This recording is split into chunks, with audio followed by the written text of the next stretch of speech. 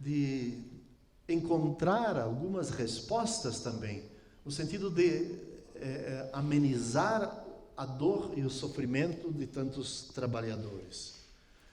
O Kailá também fez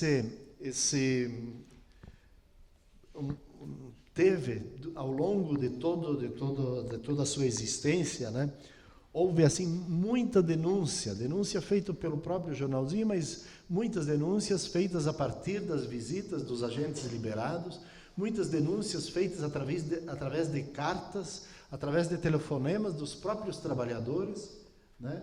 E que ajudou a desenvolver, né, esse trabalho e dar uma consistência a caminhos, a respostas que poderíamos dar enquanto região, sabendo que o sofrimento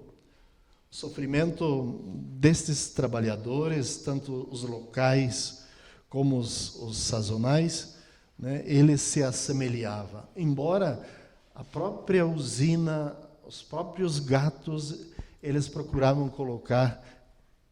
confrontá-los, né? Ou seja, fazer com que os próprios trabalhadores locais rejeitassem a presença, ou seja, havia uma divisão e então o trabalho no sindicato também se tornava ainda mais difícil por causa deste ranço que havia, né, entre os próprios trabalhadores que desempenhavam as mesmas funções.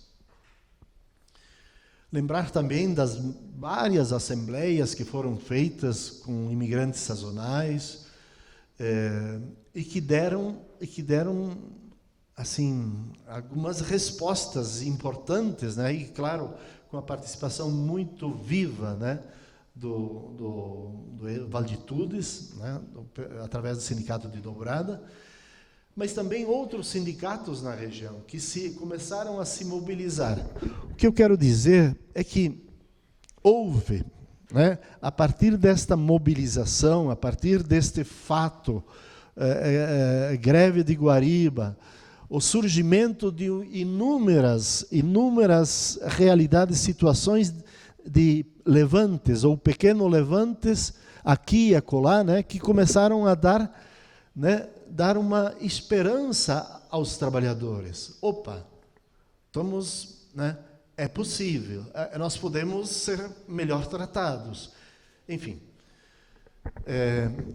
então eu creio que todo este trabalho desenvolvido pelos sindicatos, pela universidade, pela pastoral do migrante, tudo isto trouxe esperança, embora, né, como foi dito aqui, que muita coisa tá voltando para trás, né? Mas, enfim, é um outro momento, com certeza não teremos mais trabalhadores no podão, mas existem outras realidades em nossas cidades que precisam ser tratadas com muito cuidado, com muito carinho. Ou seja, a luta não acabou. Não podemos assim cruzar os braços e ficar assim como meros espectadores nesta realidade que hoje ela se faz mais difícil, eu diria até, mais difícil porque o capital, porque o patrão, ele tem nas mãos todos os recursos e possibilidades para tocar a vida dele por conta, né? E os trabalhadores? E os que estão, né? E os que agora estão aí colocados à margem, na cidade, fazendo bico, né? Não tendo horizonte, não tendo esperança. O que é que se pode fazer? O que é que nós podemos fazer? Né? Bom, eu acho que é isso, né? Que bom. Claro, teria muita outra coisa, mas eu vou passar para vocês depois como é que eu digo?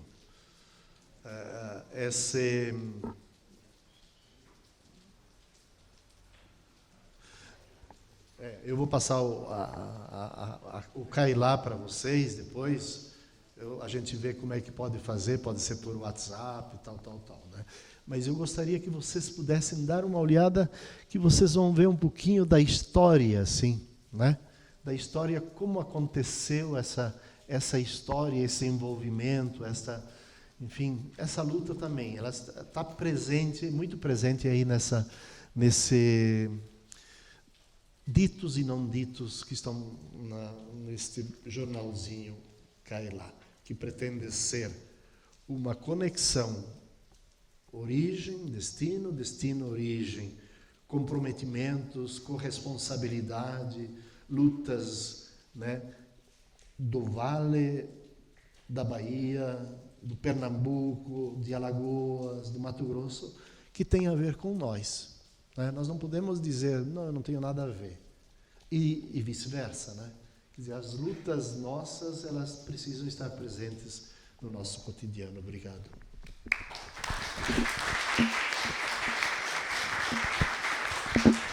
Muito obrigada, padre, pela fala.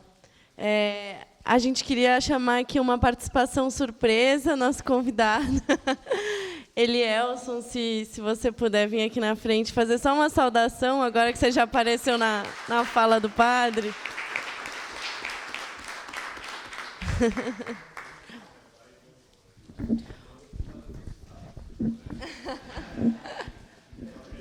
Tchau. Oi? Se você puder também dar um relato para a gente, enfim, colaborar nesse sentido. Bom dia a todos e a todas. Citar logo o Bacari, que ele está saindo, né?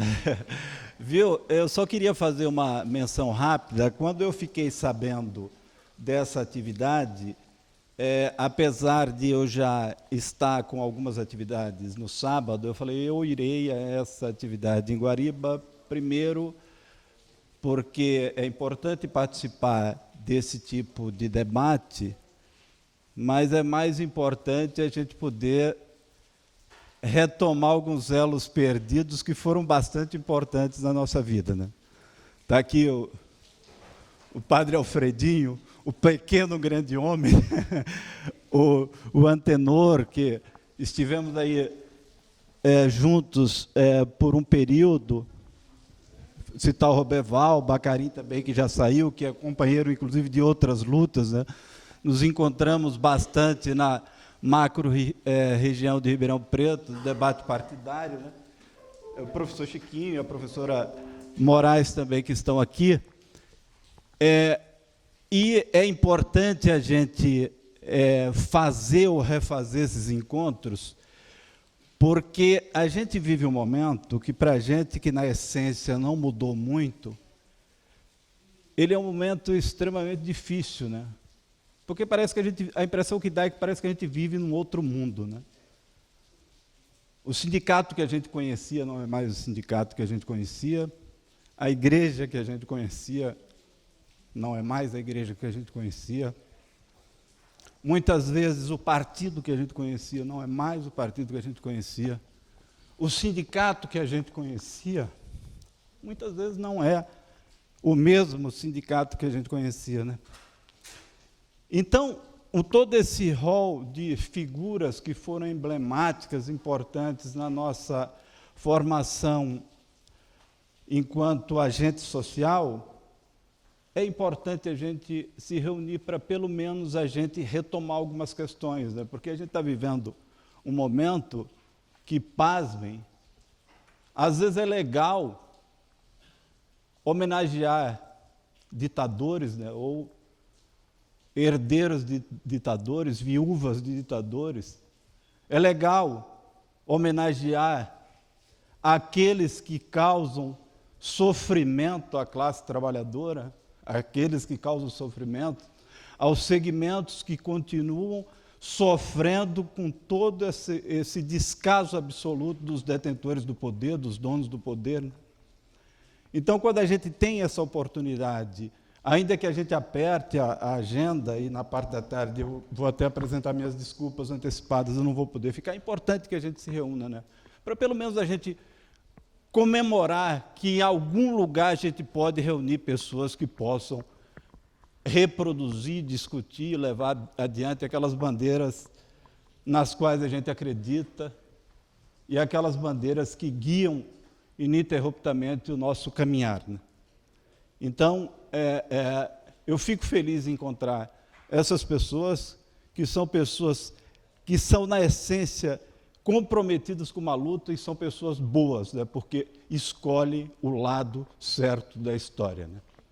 Se colocam do lado daqueles que precisam de uma força argumentativa, de uma força física, de um abraço amigo, de um ombro amigo para continuar a lutar por um país melhor, por um mundo melhor. Então, para mim, uma oportunidade estar aqui, e eu agradeço a todos vocês que fizeram parte dessa minha caminhada. Muito obrigado e fico feliz em reencontrá-los, ainda que seja num cenário que a gente não tenha muito esta vivência e esse trabalho sendo desenvolvido cotidianamente. Estamos cada um no nosso canto, fazendo o nosso trabalho, mas é importante a gente se reunir para celebrar, do ponto de vista espiritual e do ponto de vista material, a possibilidade de continuar lutando por um mundo melhor. Bom dia a todos.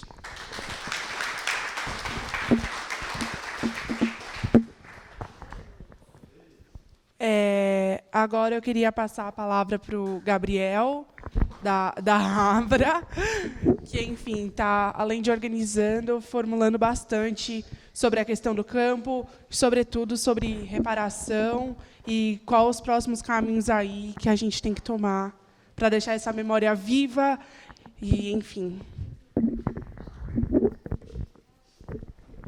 Bom dia, companheiros, bom dia, companheiras. Vou me apresentar de novo.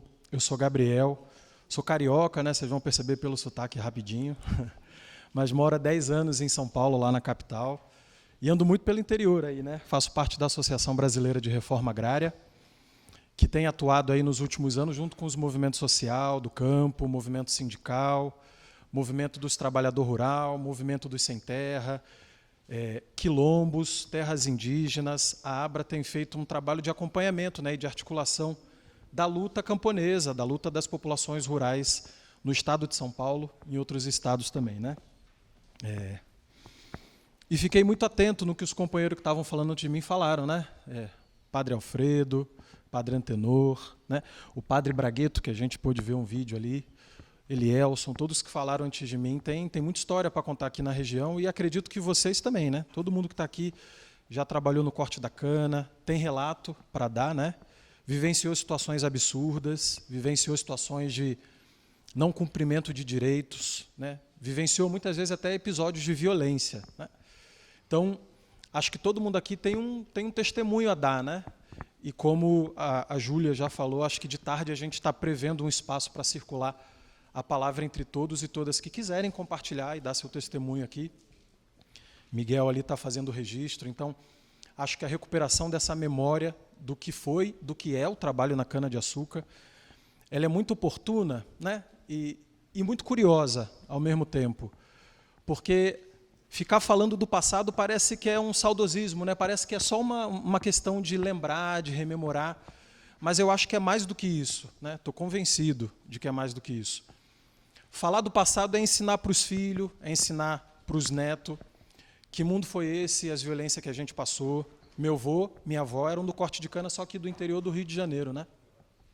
Meu avô migrante do Rio Grande do Norte, minha avó camponesa do norte do Rio de Janeiro, né, na região de Campos dos Goitacazes. Eu aprendi muito sobre a injustiça com eles, né, porque a vida deles foi marcada pela injustiça, e eles me contavam tudo, né? Tive a oportunidade de estudar um pouco, me formei.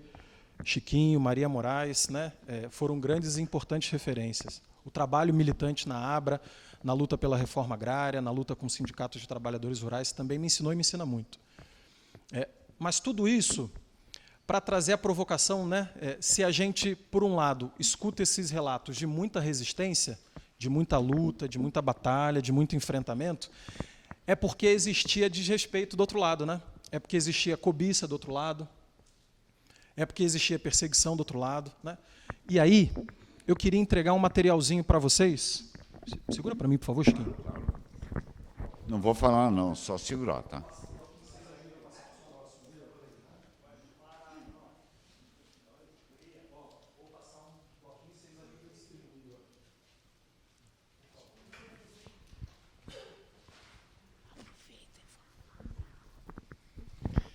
E essa história aí que vocês receberam, a gente teve o trabalho e o cuidado de fazer esse materialzinho, né, para que a gente pudesse circular essa história, mas também para provocá-los a pensar na história de vocês. E eu vou resumir rapidinho a história que está aí nesse panfletinho.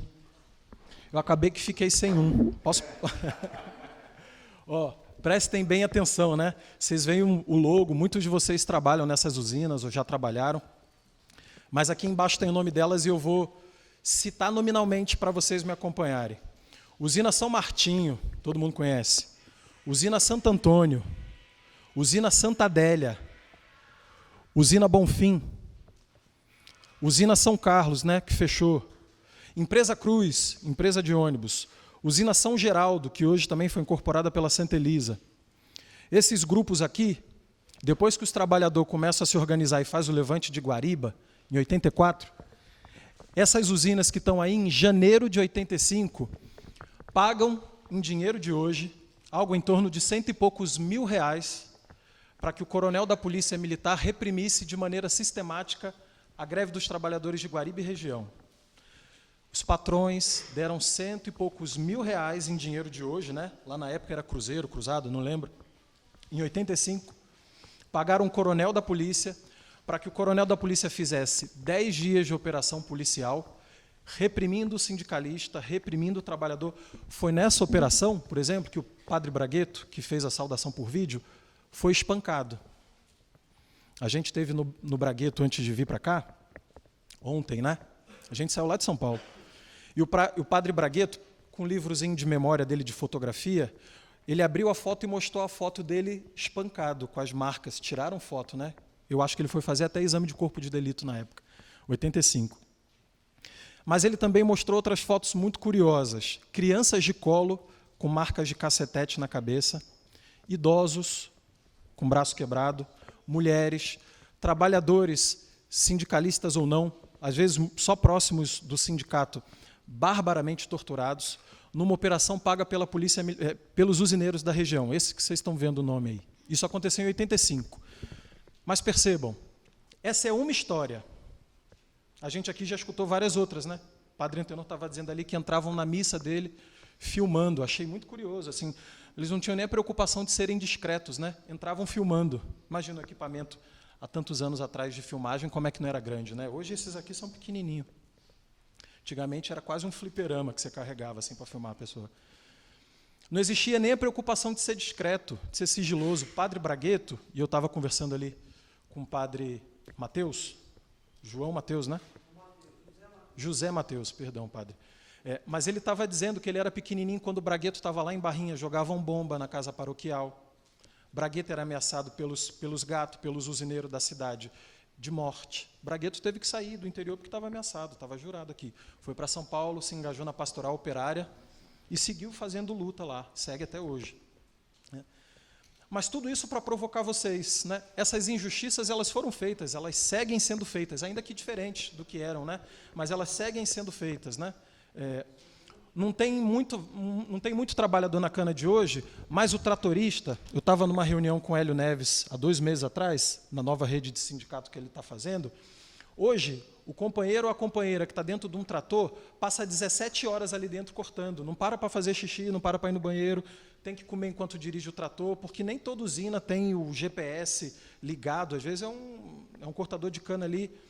A Carlita, de Cosmópolis, nesse encontro, estava lá, uma dirigente sindical mulher de Cosmópolis, ela relatou o seguinte: hoje não tem cortador de podão, quase não tem, mas tem um sujeito que fica 15, 16 horas sentado todo dia ali na frente da máquina pilotando, e que muitas vezes eles chamam de bexigão, né, que é um um acolchoado que tem debaixo do banco, porque a máquina pula, né? Está ali no terreno cortando cana, ela pula.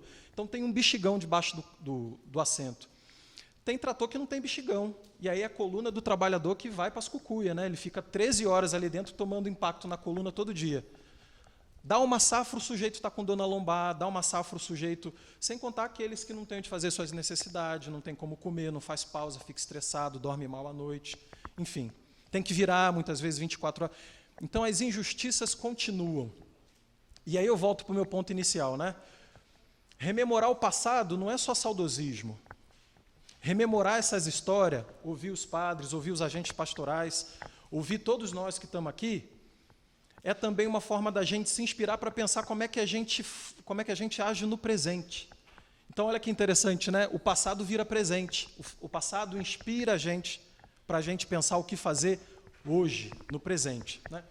Me parece que a gente tem um caso de um crime flagrante. Se eu sou um empresário, eu não posso contratar a polícia para operar, né? Tem um ditado muito interessante, né? Quem paga a banda escolhe a música, né? Imagina, você pagou a polícia não vai defender o direito do trabalhador que está ali fazendo a greve, reivindicando o direito trabalhista. Ninguém estava pregando a revolução aqui, o povo estava querendo o direito de banheiro, de almoçar, está tudo na CLT. Mas nem isso podia. Então, assim, fazer greve, se tem alguém ilegal, ilegal é a usina. Mas a usina vai lá e paga policial para bater no trabalhador que está pedindo direito. Isso é, no mínimo, um crime, no mínimo. Eu posso falar em corrupção passiva. Aí os advogados é que vão ver onde é que encaixa lá na justiça, que tipo penal que reflete, né? Mas só para dizer que esse caso é um dos primeiros casos documentados em que as usinas cometem um crime. Será que a gente não pode reivindicar que essas usinas sejam responsabilizadas? O padre Bragueto que foi espancado, será que ele não tem direito a ser reparado? Outros trabalhadores e trabalhadoras que estejam aqui, ou que a gente conheça, que vivenciaram situações semelhantes, será que esse homem, essa mulher, não tem direito a ser reparado? A polícia batendo em trabalhadores, isso é uma violência do Estado, não é uma violência comum. O usineiro não suja a mão dele para bater em trabalhador, o usineiro compra a polícia para bater em trabalhador. Olha que curioso, a polícia tinha que ser neutra, né? Mas não é. Na prática, a gente sabe que ela não é. Na prática, a gente sabe o lado em que ela está, né? Mas tudo isso para fazer uma provocação aqui hoje, né? Eu acho que a gente já tem um encaminhamento muito bom, e eu concordo com ele, que é pensar em como é que a gente age no ano que vem, fazendo uma comemoração, fazendo um ato para relembrar, para rememorar, para atualizar a luta a partir dos 40 anos de Guariba. Queria concordar com essa proposta de encaminhamento que já foi feita. Mas queria colocar outra também.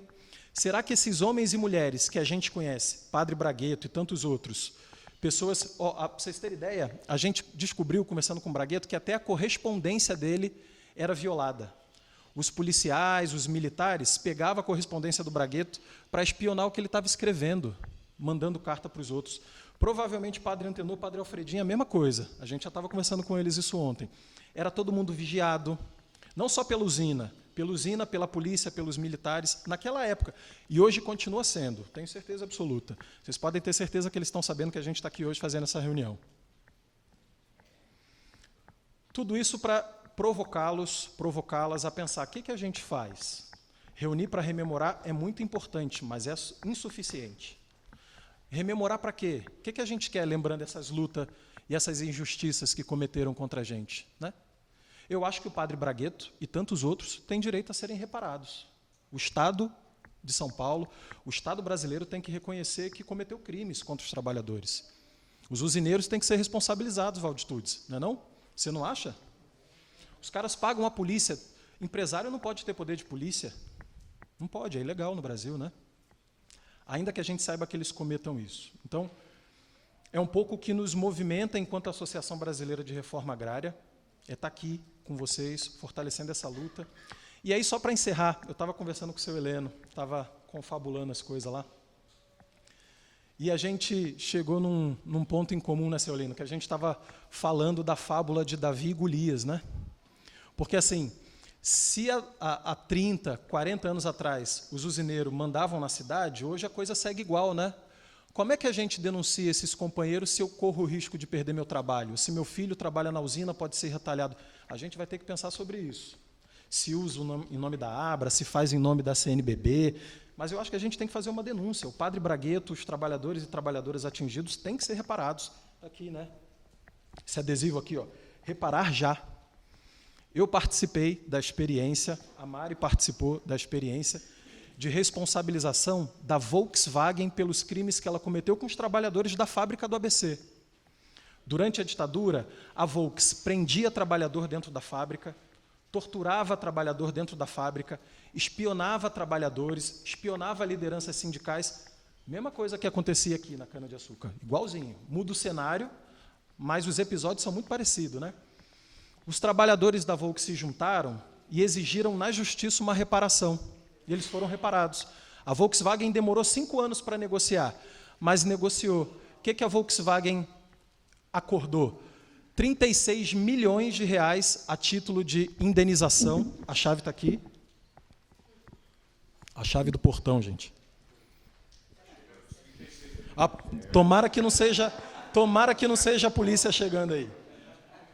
Mas isso é importante para a gente ter a ideia do que trabalhadores e trabalhadoras conseguem construir, para vocês mirarem nessa experiência. As pessoas, com seus relatos, com seus documentos, comprovaram que a Volkswagen participou de tortura, de prisão de trabalhador dentro da fábrica, de ameaça à família, e a gente entrou com um processo contra a Volkswagen no Ministério Público Federal. A gente entrou com esse processo em 2015. A Volkswagen só aceita assinar o acordo 5 anos depois. Então, cozinharam a gente, uns 5 anos. Deixaram a gente na geladeira. Mas ganhamos. O que a gente ganhou? Mais de 35 milhões de reais. Uma parte desse valor indenizou os trabalhadores que conseguiram comprovar que foram torturados, que perderam o emprego porque foram retalhados, entraram na lista suja, ou foram espancados pela polícia, ou foram intimidados. Os trabalhadores que conseguiram comprovar isso foram reparados. Mas a gente conseguiu que uma parte desse valor também fosse destinada para uma reparação coletiva. A gente investigou, depois da Volkswagen, com dinheiro desse acordo, outras 10 empresas. Fiat, Petrobras, Folha de São Paulo, Paranapanema, Josapar, que é a dona daquele arroz Tio João, né, que muitos aqui já devem ter comido. Ou seja, outras empresas que se aproveitaram do período da ditadura, se aproveitaram da amizade com o delegado, se aproveitaram da amizade com o policial para reprimir trabalhador, para cometer crime, essas outras 10 empresas foram investigadas também. E 4 dessas investigações já viraram novos inquéritos na mão do Ministério Público Federal. Gabriel, né, eu acho que a gente aqui tem legitimidade para começar a formular uma ação parecida.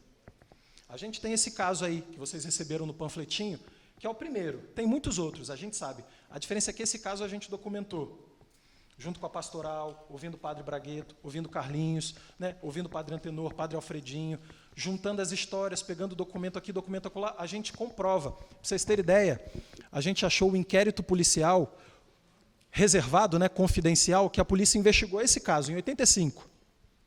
Vejam vocês, os usineiros pagaram, no dinheiro de hoje, 100 mil reais para a polícia fazer 10 dias de operação policial nas cidades da região, batendo em trabalhador. Foram mais de 2.000 soldados, durante 10 dias. Até o batalhão de choque de São Paulo veio para a região, para bater na peãozada, né? Mas a gente conseguiu documentar essa história toda, e lá no meio do inquérito, que era oficial, mas a gente conseguiu desenterrar esse documento, aparece os usineiros dizendo assim, paguei mesmo, paguei para proteger meu patrimônio. Quer dizer, a polícia vira garoto de recado, né? A polícia é uma ferramenta deles. A polícia não é neutra, não está aí para defender nossos interesses. A gente reivindicando uma coisa que está na lei, e a polícia que devia estar defendendo, bateu nos trabalhadores, né? Então, assim, eu acho que a gente, enquanto trabalhadores, trabalhadoras, ABRA, academia, pesquisadores, Serviço Pastoral dos Migrantes, CPT, talvez até CNBB, né? Se a gente tiver alguma capacidade de diálogo com a turma lá na CNBB, se tiver alguém que escute a gente. Mas eu acho que a gente tem a legitimidade de formular uma denúncia dos usineiros, nesse caso e em tantos outros que a gente conseguiu documentar. Afinal, para que a gente rememora? Né? Para fazer justiça aos companheiros lá de trás, mas para pensar a justiça nos dias de hoje também, no presente. Se não rememorar sem pensar no presente é só saudosismo. Né? E saudosismo eu deixo para os saudosistas. Eu quero pensar como é que a gente pega os casos do passado, se inspira, aprende com eles para pensar a luta do presente, né? A mudança e a justiça no presente. É com essa fala que eu queria saudar esse espaço, agradecer muito a turma da Pastoral dos Migrantes, da Missão Paz, a Dilson aqui, em nome de quem eu cumprimento, a Pastoral dos Migrantes de Guariba, de Pradópolis e região, né? pela parceria. A gente está há mais de um mês conversando toda semana, fazendo reunião para pensar esse espaço, né? Agradecer a presença de todos vocês que estiveram aqui num sábado de manhã para escutar a gente falar esse tanto de coisa, né? Não são coisas fáceis de escutar, não são coisas fáceis de ouvir. Indigna muito a gente, me indigna muito, né? Como filho, neto de camponeses, me indigna muito ouvir essas histórias, me indigna muito saber dessas injustiças, e me indigna mais ainda pensar que eu não posso fazer nada. Eu acho que a gente pode, a gente tem legitimidade para isso. Então, muito obrigado, agradeço a vinda de vocês e torço para que a gente tenha uma atividade muito produtiva durante o dia de hoje.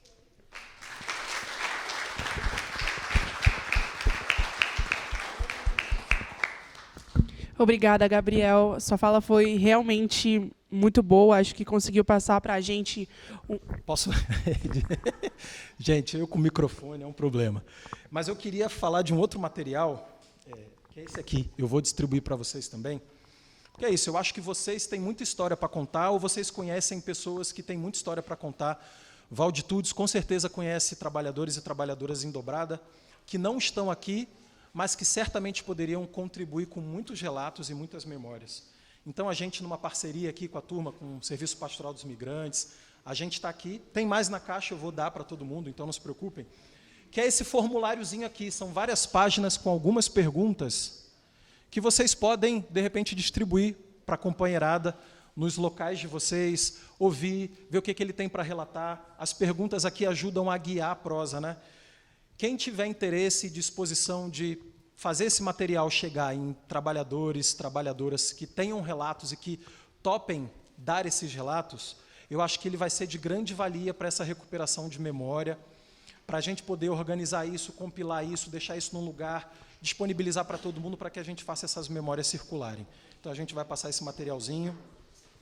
Fiquem à vontade de levar esses materiais para as regiões de vocês. Eu tenho mais panfletinho das empresas que foram cúmplices da ditadura.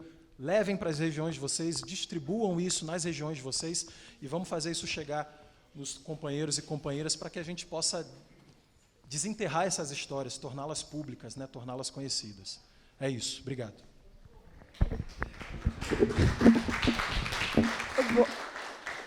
Aí sim, obrigada pela fala, Gabriel. Acho que conseguiu passar um pouco para a gente o caráter totalizante, ou seja, das diversas formas que as usinas e que o regime militar atacavam os trabalhadores, né? Uma coisa assim que realmente não tinha sossego, né? Era realmente total na vida do trabalhador.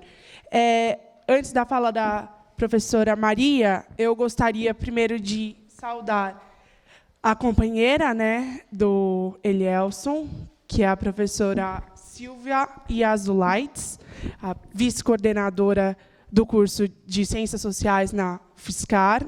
Se sinta super à vontade, se quiser fazer uma fala, será muito bem-quista aqui na nossa roda.